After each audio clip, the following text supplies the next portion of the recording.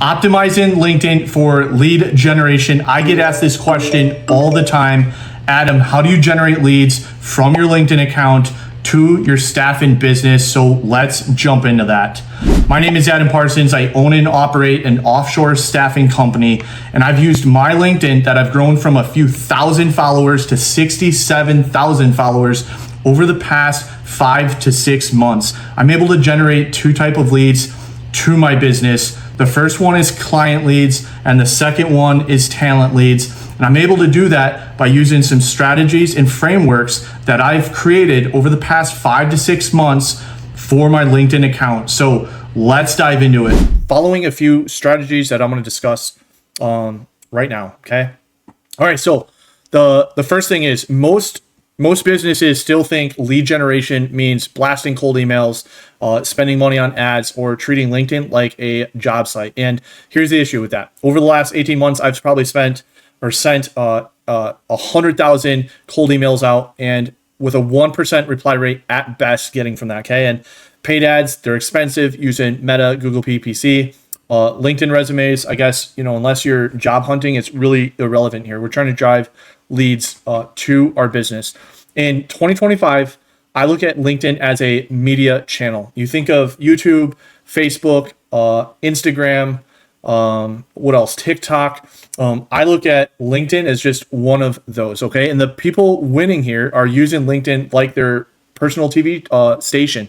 I show up every day like it's my show, posting daily content, stories, raising credibility, and naturally bringing in leads to my business. And the moment I stopped treating LinkedIn like a job board and started treating it like a media channel, everything changed. We'll post something on the screen. You'll see for yourself exactly when I started taking LinkedIn serious, and I started being rewarded for that. So let's jump into it. We covered the problem. Let's optimize the profile. I look at it as like, before you post a single piece of content, you need to fix your virtual storefront. Think of your profile as the landing page for your entire business. Okay. And the first thing you can do is change the headline to who you help, what problem you solve is, and how you do it. All right. Mine said, for the longest time, it said the Pakistan guy. It was short. It was sharp.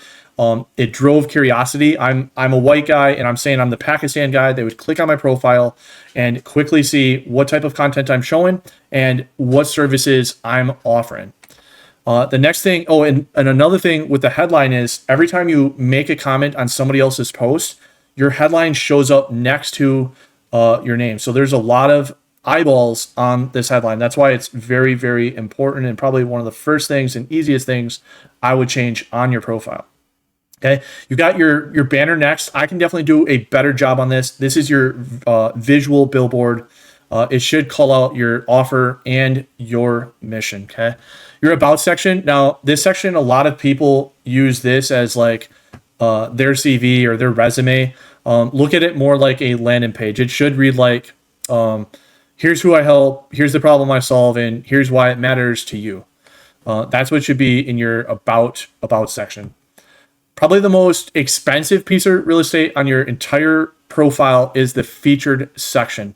Think of this as proof, testimonials, case studies, links to other content. I have my newsletter there. My newsletter drives leads to my business.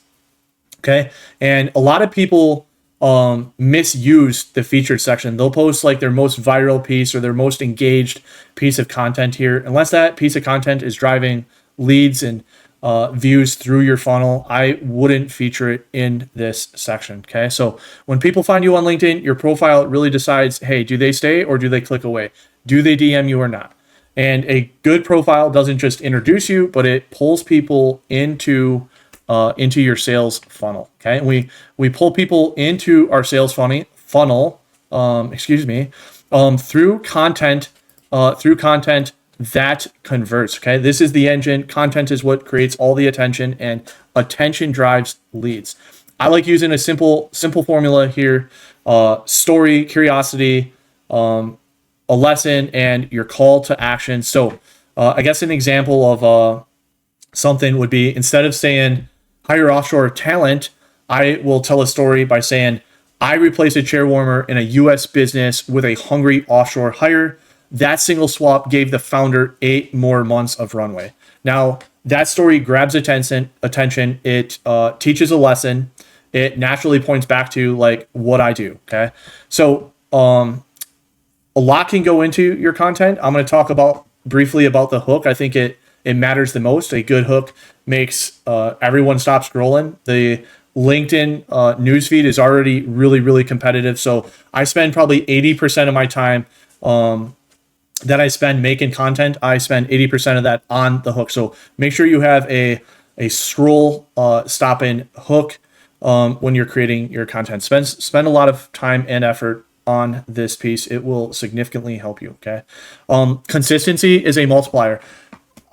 When I started posting 7 days a week, LinkedIn started to reward me for that. So the more you show up, the more LinkedIn is going to push your content.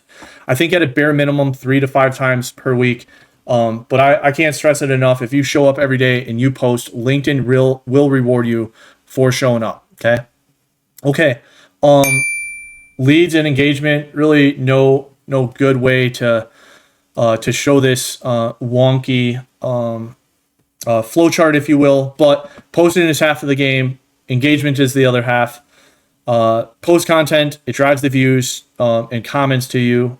Engage in the comments, reply, start conversations, DM people who engage you. These people are also warm as well, right? They've already engaged in your content. They kind of know your services. Maybe they know some of your offerings and so forth. They know what you're about. So engage with them. These are warm leads, if you will. Okay. And then you want to move these leads to calls. Okay. Leads become deals when you make calls. So book calls. Okay. You got 2 types, I think, of leads. They can come into 2 different types. You got your inbound leads and you got your outbound. Inbound is obviously people DMing you first because they saw your content. Okay. And outbound is when you message people who engage. So they engaged in your content, you go ahead and DM them. Again, they're much warmer than a cold prospect. So another thing here that you can do is create a simple lead magnet. It's typically like a free guide, a checklist, a playbook.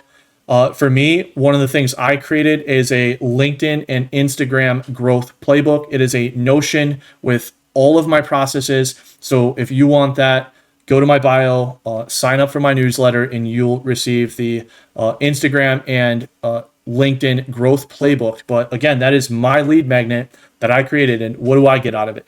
I get everybody's email. Okay. So again, create a lead magnet.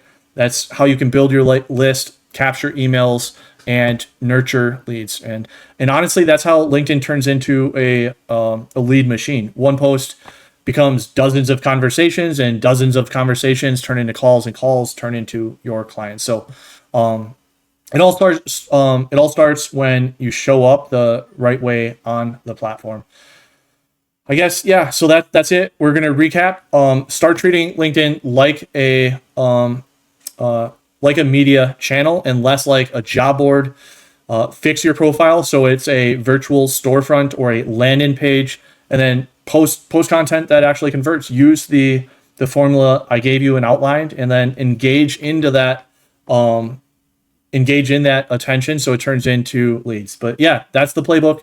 There's nothing crazy about it. You just got to do it. Okay. Just got to do it. If this helped you, subscribe for more breakdowns. And if you want to see how we help founders build offshore teams to scale this even faster, links in the description. And yeah, see you on the next one. Later.